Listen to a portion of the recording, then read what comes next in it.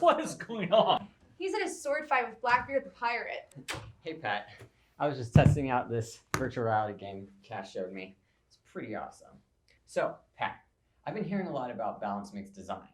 And I know that several agencies use two tests, the ideal cracking test and the Hamburg, but I don't get how these tests get used for the mix design process. Well, I'd be glad to explain it to you, Captain Sparrow. It's a good thing you guys are already in the big training room so we can use this big screen.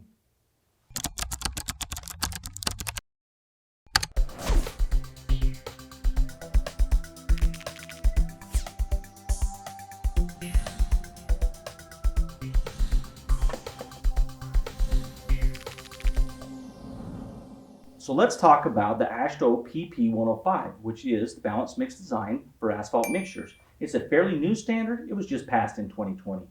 PP105? Is that a pirate party at 1 a.m.? No, PP stands for provisional practice. So there are 4 approaches that an agency could choose from when they accept balanced mix design.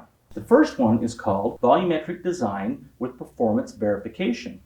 Basically, the designer is going to go through and complete a volumetric design for whatever method they're using. Then they're going to take and run samples for cracking and rutting. And if everything works, they're good to go. But if something fails, they need to start the entire process all over again. So this is like the belt and suspenders approach. Aye, matey. And it's just making the mix design process harder. It is, and more expensive because there's additional equipment that needs to be bought, and it's more time consuming. Blimey. Yeah, so the second approach that can be used is volumetric design with performance optimization. So with this method, the optimum binder content is not selected through the volumetric design process. Instead, the mix is built into samples at several different binder contents, and then it's tested with the rutting and cracking. So let's look at an example. So in this example here, on the Y1 axis, we have the ideal CT results. On the Y2 axis, we have the Hamburg results. So this is the plot for cracking. This is the plot for rutting. So which binder content would you guys select? I'd pick 5.6%. It's right in the middle. I picked the lowest asphalt content that satisfied the criteria, so I'd pick 5.1%. Both good choices. So approach 2 lets the mix designer pick an asphalt content that gives optimized rutting and cracking resistance. It does. So let me ask you guys a question though. What would happen to, say, the air voids if we went from a binder content of 5.6 to 5.1? The air voids are probably going to go up almost 2%. They would. So let's talk about the third approach, which is performance modified volumetric design. So as the title infers, performance is more central to this design approach. So more than the binder content can be optimized here.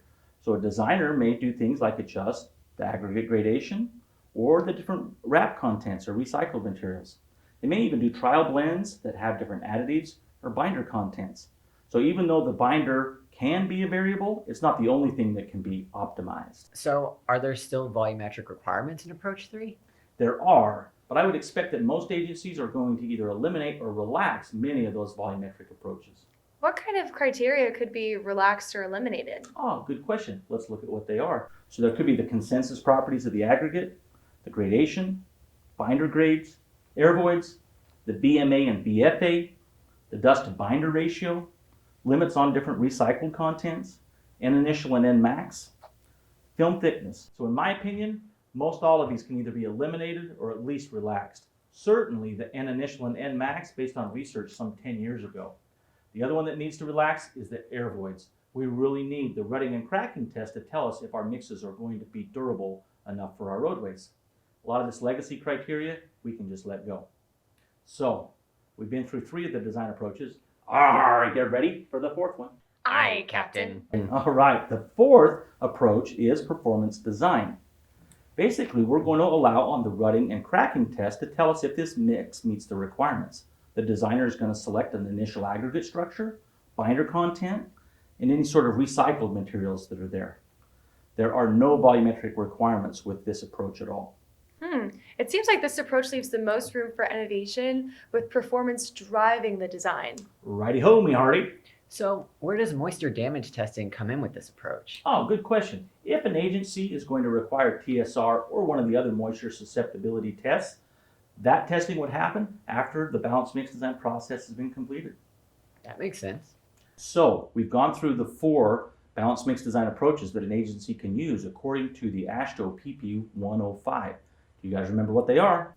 Volumetric design with performance verification, Volumetric design with performance optimization, performance modified volumetric design, and performance design. Blimey, I reckon you got it.